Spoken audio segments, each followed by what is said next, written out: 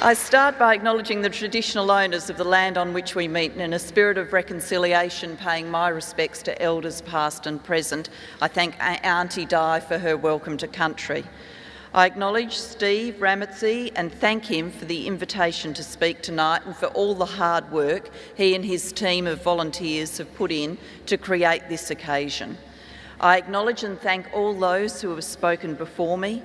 Having political representatives from the Labor Party, the Liberal Party and the Greens speak here visibly reinforces that in Australia fighting apartheid was a bipartisan struggle joined in by Gough Whitlam, Malcolm Fraser and Bob Hawke.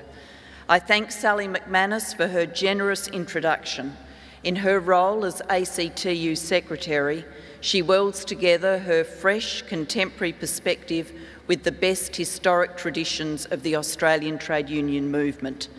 Our nation is a better place because decade after decade, women and men have come together to fight for fairness. As you have so well described, Sally, in the struggle against apartheid, Australian trade unions played a truly honourable and effective role. The image we hold in our minds of Nelson Mandela is one of an older, gracious man who emerges from jail unbowed and not embittered. A man who, after nearly 10,000 days of imprisonment, with much of the time spent breaking rocks on Robben Island, extends a hand of peace and reconciliation to all those who embrace his vision of a truly democratic South Africa, in which race no longer determines who votes and who rules. A man who had every reason to despise white South Africans, but sought to reach out to them as equals. But this man of forgiveness was once a warrior, standing proud and strong before a South African court, dressed in a traditional leopard skin cloak and holding a defiant fist in the air. And this freedom fighter was once a boy, born to play a tribal role in his ancestral homeland of rolling hills and fertile valleys. Tonight, I want to pay homage to this great man, to consider his legacy, including challenging you with some searching questions about how truly we have learned from his example. 100 years ago, on the 18th of July 1918, a boy was born in Mavezo, a tiny village almost 900 kilometres south of Johannesburg in South Africa. Royal blood flowed through the veins of his grandfather, Mandela. As a result, the boy's role in life was already foretold. As a man, he would become a counsellor to the rulers of the Thembu tribe. This man, named Shasha Mandela, was the first person in his family to go to school. I've always believed that education has a transformative power. In the case of this 7-year-old boy, that transformation was a literal one. His teacher at school followed the tradition of the time and gave every child an English name. Shasha became Nelson. By the age of 9, Nelson had encountered tragedy and upheaval. His father had died and his mother, to maximise his advantages in life, had taken him to live as the ward of the tribal chief. A boy deprived of a father and forced to live apart from his mother could easily have become traumatised. But Nelson thrived, supported by two systems of belief that, though uneasy with each other, were somehow balanced in his life. The first was his adherence to the rules of his tribe. The second was Christianity. The patronage of the tribal chief enabled Nelson Mandela to complete school and attend university, an incredibly rare opportunity for a black man in South Africa at that time. Yet for all the benefits of being a ward of the local ruler, for all the benefits that brought him, this increasingly educated young man started to chafe against the restriction of having no say in his future. His life's work, his home, who he would marry, were all to be determined by others. So Nelson Mandela engaged in his first act of real rebellion. He fled to Johannesburg and took the initial steps to what would become the most historic of lives. There's no one moment that transformed a man who saw his primary identity as a member of the Thembu tribe into a man who saw himself as an African. No one moment where his rebellion moved from being against the strictures of traditional life to being against the abomination of apartheid. No one moment that transformed a country child whose earliest memories were of running free in the veld into a political prisoner sentenced to a tiny cell for the rest of his life. The journey must be measured in years.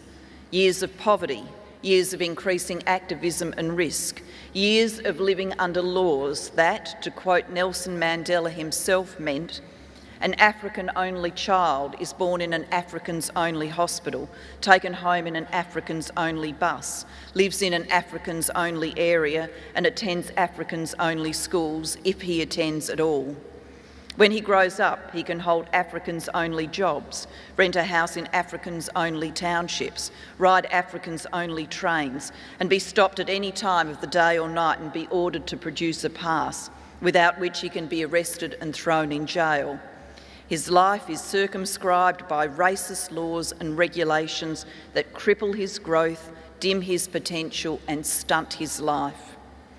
In 1947, as Nelson Mandela moves from his 20s into his 30s, he is elected to his first position in the African National Congress and becomes bound to it heart and soul.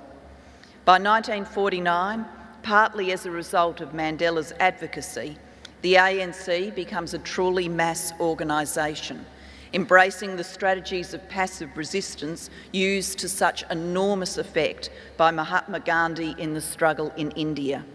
Until that point, the ANC had sought to work within the law. Quite quickly, the personal cost of being at the forefront of the struggle becomes apparent. Ducking police bullets as they are fired at protesting crowds, being told that his 5-year-old son has asked, "Where does Daddy live?" Because Nelson Mandela left home so early and came back so late, his boy never saw him. The ANC stepping up its campaigning was both fuelled by and resulted in increased oppression by the government. The year 1950 brought 2 new assaults. One was the misnamed Suppression of Communism Act, which made punishable by up to 10 years imprisonment advocating any doctrine that promoted political, industrial, social or economic change by the promotion of disturbance or disorder. The second was the Population Registration and Groups Areas Acts. The government now sought to classify every person as black, coloured or white, based on criteria like the curl of one's hair or the size of one's lips. Families were broken apart as a result of brothers and sisters, parents and children receiving different classifications. Individuals could be forcibly removed and violently relocated from one place to another if they were seen as black but living in a white area. In 1953, Nelson Mandela, who was never a member of the Communist Party, was convicted of statutory communism and sentenced to 9 months imprisonment, with the sentence suspended. He had also been banned for 6 months from attending meetings of all kinds, not just political ones. Under the ban, he was not able to talk to more than one person at a time, which meant he could not attend his son's birthday party. Despite these attacks, his ANC activities continued, and with fellow activist Oliver Tambo, he opened a law firm which supported black, coloured and Indian South Africans for whom the day-to-day practice of apartheid generated all sorts of fines and threats of imprisonment. Drinking from a whites-only water fountain, walking on a whites-only beach, being unemployed or being employed in the wrong place, being homeless or living in the wrong place. All of this spelt legal trouble. Against this backdrop of frenetic work and growing prominence, Mandela made a speech in which he said, "The time for passive resistance has ended. Non-violence was a useless strategy and could never overturn a white minority regime bent on retaining its power at any cost. At the end of the day, violence was the only weapon that would destroy apartheid." While given off the cuff, this speech did represent an emerging change in Mandela's thinking. At the time, the ANC executive reprimanded Mandela for this speech, but as history records, it was prescient. By the end of 1956, Mandela had been banned from attending meetings for another 2 years and then received another 5-year ban. On top of these acts of oppression, he was also charged with high treason, along with almost the entire national executive of the ANC. White, coloured and Indian leaders were also targeted in this deliberate attempt to deprive all the anti-apartheid organisations of their leaders. This resulted in a 13-month preparatory examination, with the magistrate ultimately deciding there was sufficient evidence to proceed with the case, in which it was alleged that the accused were engaged in a conspiracy to use violence to overthrow the government and replace it with a communist state.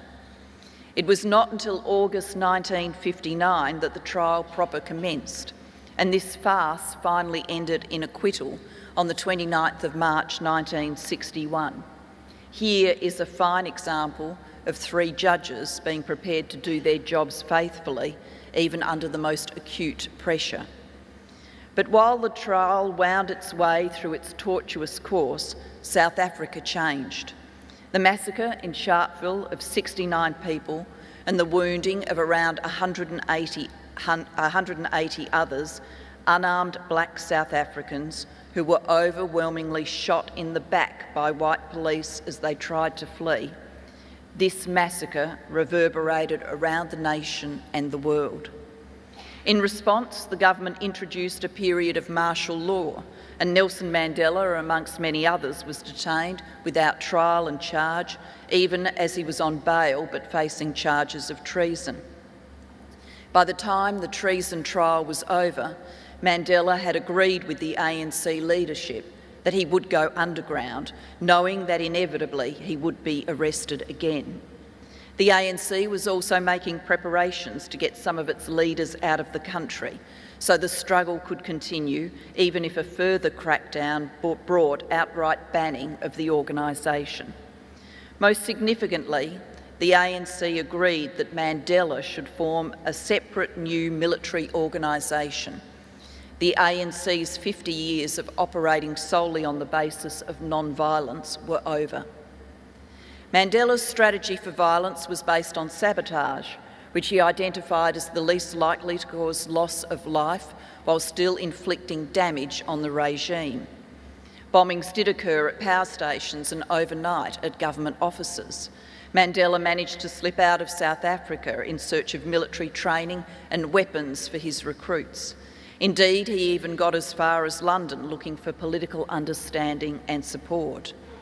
Life on the run came to an end on the 5th of August 1962, when Mandela was finally apprehended by South African police while driving away from Durban after a meeting with one of his local commanders. One of his favourite disguises was as the chauffeur for a white man.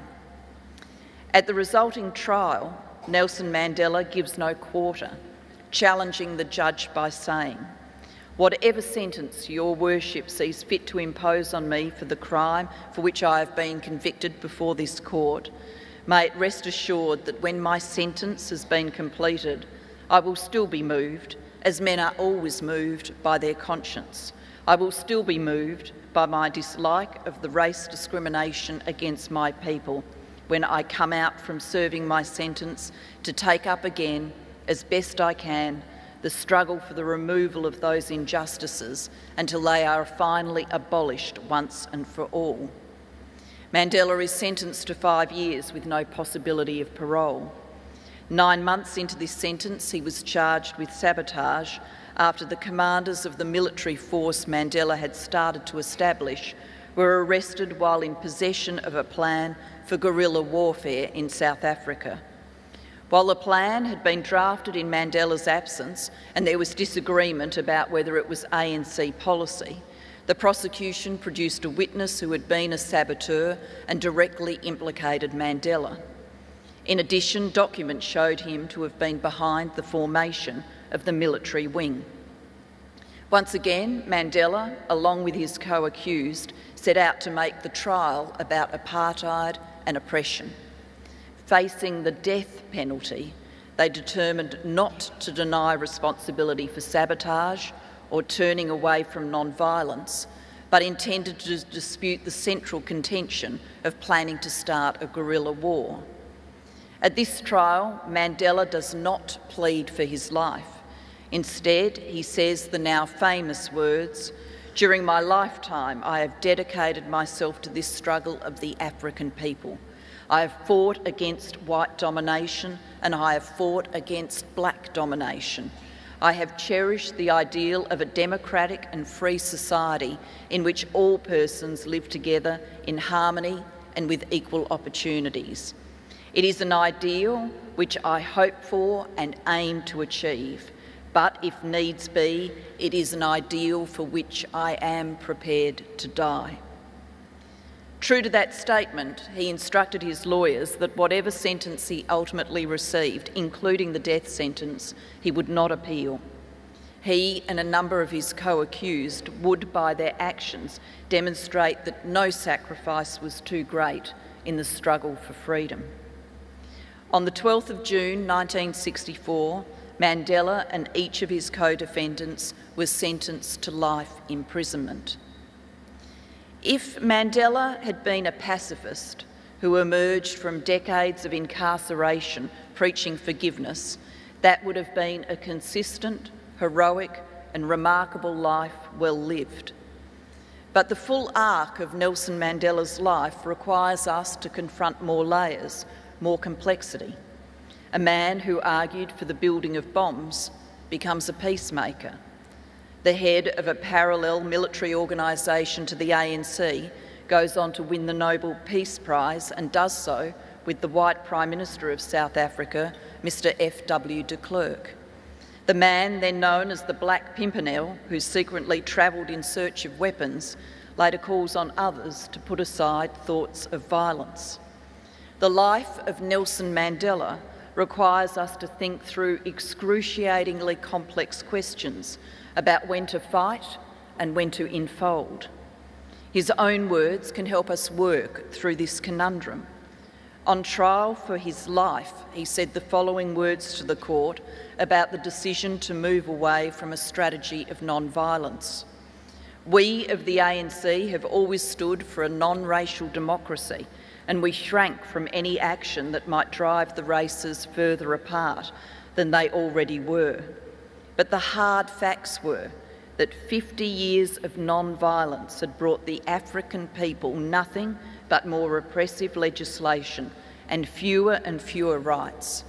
Our policy to achieve a non-racial state by non-violence had achieved nothing, and our followers were beginning to lose confidence in this policy and were developing disturbing ideas of terrorism. We felt the country was drifting towards civil war in which blacks and whites would fight each other. We already have examples in South African history of the results of war. It has taken more than 50 years for the scars of the South African Anglo-Boer War to disappear. How much longer would it take to eradicate the scars of interracial civil war, which could not be fought without great loss of life on both sides? Experience convinced us that rebellion would offer the government limitless opportunities for the indiscriminate slaughter of our people. But it was precisely because the soil of South Africa is already drenched with the blood of innocent Africans that we felt it our duty to make preparations as a long-term undertaking to use force in order to defend ourselves against force. Mandela was asking the judges and the millions of South Africans beyond the courtroom to understand that even in contemplating a strategy of sabotage, even when seeking arms, his mind had ranged to the days beyond, to the time of reconciliation. He understood non-violence would fail with a regime so undemocratic and despotic, but his strategy was to limit harm, to do only what was necessary to hold the faith of his people so they would stick with discipline and with organisation, with the ANC, rather than take matters into their own hands and trigger more bloodshed. To do what was necessary to be able to fight should civil war come. Intellectually, this helps us see more continuity and less juxtaposition between Mandela, the leopard skin-clad warrior, and the Mandela who walked out of the gates of jail rejecting retribution. But truly understanding Mandela's journey seems to call for more from us than understanding his thoughtful reasoning. It requires us to try and see more than the working of his mind. We need a sense of his spirit, his soul. In a letter to his then wife Winnie, Nelson Mandela wrote this from his jail cell on Robben Island. "You may find that the cell is an ideal place to learn to know yourself, to search realistically and regularly the process of your own mind and feelings. In judging our progress as individuals, we tend to concentrate on external factors such as one's social position, influence and popularity, wealth and standard of education. These are, of course, important in measuring one's success in material matters, and it is perfectly understandable if many people exert themselves mainly to achieve all these. But internal factors may be even more crucial in assessing one's development as a human being. Honesty, sincerity, simplicity, humility, pure generosity, absence of vanity, readiness to serve others, qualities which are within easy reach of every soul, are the foundation of one's spiritual life. Development in matters of this nature is inconceivable without serious introspection, without knowing yourself, your weaknesses and mistakes. At least, if for nothing else, the cell gives you the opportunity to look daily into your entire conduct, to overcome the bad and develop whatever is good in you. Never forget that a saint is a sinner who keeps on trying. No axe is sharp enough to cut the soul of a sinner who keeps on trying, one armed with the hope that he will rise and win in the end." I have reread these words many times preparing for this speech. Each time I have felt a sense of being rebuked and wonder in equal measure. Wonder that a man held captive for so long could find such transcendence in a prison. Rebuke because we, in our pampered lives, cannot find 10 minutes to do the same. Yet we should not allow Mandela's equanimity to blind us to how he suffered. Not seeing his daughter from the time she was 2 years old until she was allowed to visit him in prison at the age of 16. Not even being able to attend the funeral when his son died. Not knowing if the limited number of letters he was allowed to send his family were getting through. The many indignities of prison life piled on top of the loneliness. The insistence of prison authorities that whites in jail got better meals than Indians, who were in turn fed better meals than black inmates. The back-breaking work in a quarry with the glare of reflected light so intolerable it damaged the eyes. And the list could go on and on. Nelson Mandela learned how to endure. In his words, "It was the desire for the freedom of my people to live lives with dignity and self-respect that animated my life, that transformed a frightened young man into a bold one, that drove a law-abiding attorney to become a criminal, that turned a family-loving husband into a man without a home, that forced a life-loving man to live like a monk." Mandela's legacy teaches us about the value of purpose and a highly developed sense of self. It also teaches us profound lessons about patience and movement building. Contemplating what to say tonight, I found myself wondering whether in today's hyper-fast, interconnected and thoroughly impatient world, the wave of international support that ultimately helped free Nelson Mandela and end apartheid would come more quickly and effectively. I ask you to imagine a world in which Nelson Mandela was born in 1968, not 1918, and sentenced to life imprisonment in 2014, not 1964. What would be different? I think it's fair to say that repugnance for a racist system like apartheid would be even more deeply held and widely spread in the contemporary world. And undoubtedly, every word and key moment of his trial and his imprisonment would have been instantaneously flashed around our world, tweeted about and in news feeds on Facebook. While prison authorities would still be motivated to close down the information getting into and out of jail, that would be much harder to achieve in today's world. Imagine drones getting photos and film of Mandela pounding stones. All this means the wave of international support would gather more quickly. What would have been avoided was the many years of Mandela's imprisonment in which his cause and plight were not broadly understood. Out of all of this would come consumer boycotts of South African products and sporting and cultural events.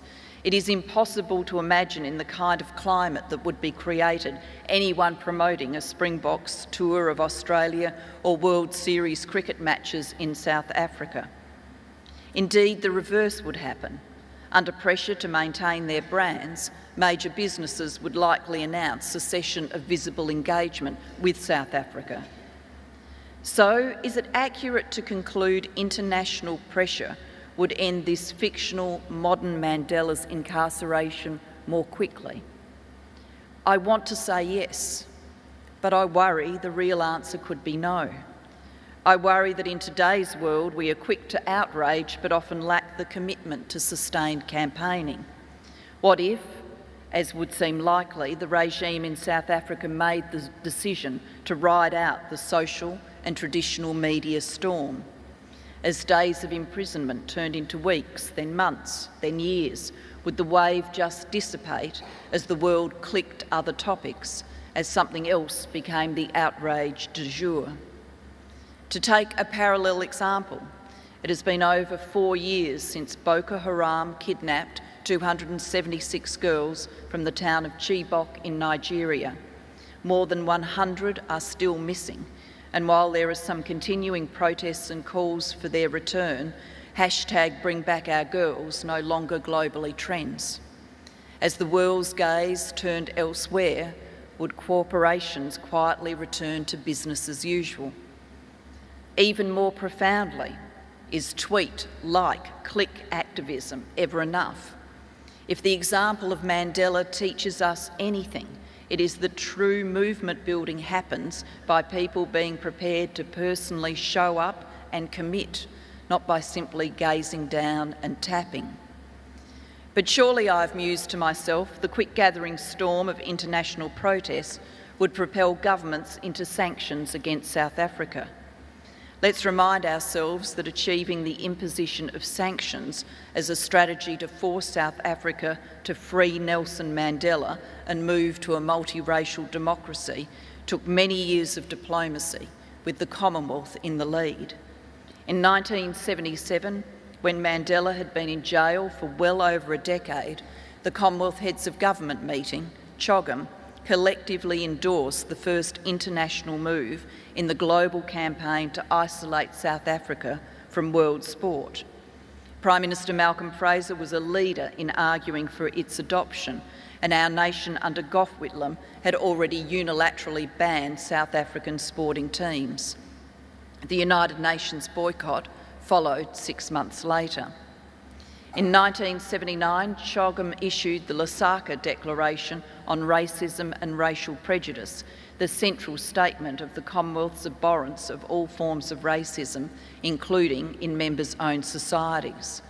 In 1986, the Commonwealth Eminent Persons Group, including Malcolm Fraser, visited Nelson Mandela in prison and set out the negotiating concept to end apartheid in South Africa peacefully. The creation of this group was the result of a compromise brokered by Prime Minister Bob Hawke to overcome the impasse at CHOGM, with the British Prime Minister Margaret Thatcher holding out for a policy of constructive engagement with South Africa while others wanted tough sanctions. Fortified by the recommendations of the Eminent Persons Group, more countries adopted sanctions against South Africa. Both Fraser and Hawke continued to work for ever-increasing sanctions, including crippling financial sanctions against the regime. The United Nations, including the Security Council, became increasingly engaged and a pressure point for change, especially after the horror of the Sharpeville massacre. In 1977, it implemented a mandatory arms embargo. While the sanctions and embargoes against South Africa were never uniformly implemented, and countries continued to be motivated by the needs of their own economies, the history books show an ever-increasing international will to end apartheid and free Mandela. In our fictional world, would the global community reach this point more quickly? Once again, I want to say yes, to conclude that the time between cause and effect is lessening in international diplomacy in the same way it is contracting in almost every realm of life. But I remain uncertain because the very forces of interconnection that have changed our world have also spawned a virulent politics of global disengagement. It's understandable that those who feel hit and hurt by change, people whose secure jobs have been replaced with insecure, insufficient work or no work at all, people who walk down their main street and do not recognise it anymore, are drawn to the siren song of those who seem to promise a return to the past, a time before globalisation, technological disruption, visible ethnic diversity within communities, and the gender revolution. The fact that this kind of populism often exists within conservative parties, side by side with advocates of globalisation and business interests, makes for internal conflict, even tension and trauma. The schisms within the Tories over Brexit are a clear contemporary global example of the phenomenon I'm seeking to describe. Part of the Tory constituency is experiencing globalisation and integration with Europe as a benefit. Think particularly of London's business community, whereas another part of its constituency sees and feels it as a burden and believes it causes loss of jobs and community disruption. These constituencies have different views of the future, with those embracing change likely to see the future as one of opportunity, and those hurt by it hankering for a romanticised view of the past. Age demographics matter here. Unsurprisingly, the young are more likely to be embracers of change and were disproportionately inclined to stay with integration and the opportunities of the European Union. Put simply, they were more likely to imagine themselves taking advantage of the EU's labour mobility than being challenged by it. But we should note that today's older generation, which disproportionately voted Leave at an earlier period in their lives, were more prepared to support the EU. The result of the referendum in 1975, where 67% of people voted to remain, cannot be explained otherwise. It seems that the ever-increasing pace of change, the tepid recovery from the global financial crisis, and identity questions arising because of the free movement of labour and record numbers of asylum seekers have changed their minds. There's nothing party political about this kind of analysis. The supporters of progressive parties are similarly divided between the outward-looking, who view themselves as global citizens, and many working people, some who still hold dearly onto their trade union membership, who have seen too much downside from change. Nor is there anything country-specific about it. The UK is assuredly not alone in feeling these trends. Indeed, President Trump is the exemplar of them. He came to office because of his ability to harness, as well as stoke, the anger of those who feel dispossessed by change. In part, his erraticism on the global stage may be driven by personal style, but it's also a function of this underlying deeper politics. It would be wrong to mistake symptom for cause. President Trump's election is a symptom of, not the root cause of sections of society demanding a turn inwards and away from global concerns. Given all this, would international cooperation against the great moral wrong of apartheid be any more easily won in today's world? The fact we cannot leap with certainty to answering yes, of course, tells us that collectively we have much to do to try and cool the temper of our times, nourish trust and invest in the structures of cooperation locally, nationally and globally. One small part of doing that enormous task, in my view, lies in sustaining the institution of the Commonwealth. Of course, the pattern of country connections in our highly globalised world is no longer defined by the Commonwealth nations, which were all coloured pink on the map I studied in school. But given the challenges of our world are so many and multifaceted, it would be unwise to repudiate an institution that has a proven capacity to influence our world for the better. However effective the United Nations is in any particular era, there will always be more problems and issues in our world than it can hope to address.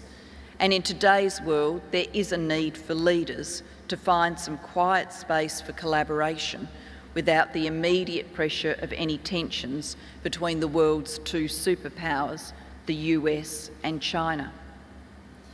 As leaders meet at international meetings or in their national parliaments, the example of Nelson Mandela can be a guide. Indeed, his life and legacy can guide all of us as we think through our own sense of purpose and self. A man who pursued a moral cause with courage. A man who endured hardship and became wiser and warmer, not broken and bitter. In his words, no one is born hating another person because of the colour of his skin or his background or his religion. People must learn to hate, and if they can learn to hate, they can be taught to love, for love comes more naturally to the human heart than its opposite. Even in the grimmest of times in prison, when my comrades and I were pushed to our limits, I would see a glimmer of humanity in one of the guards, perhaps just for a second, but it was enough to reassure me and keep me going. Man's goodness is a flame that can be hidden but never extinguished. A man who took a long walk to freedom and then on his inauguration as President of South Africa made a pledge that puts into words a creed to live by. We pledge ourselves to liberate all our people from the continuing bondage of poverty, deprivation, suffering, gender and other discrimination.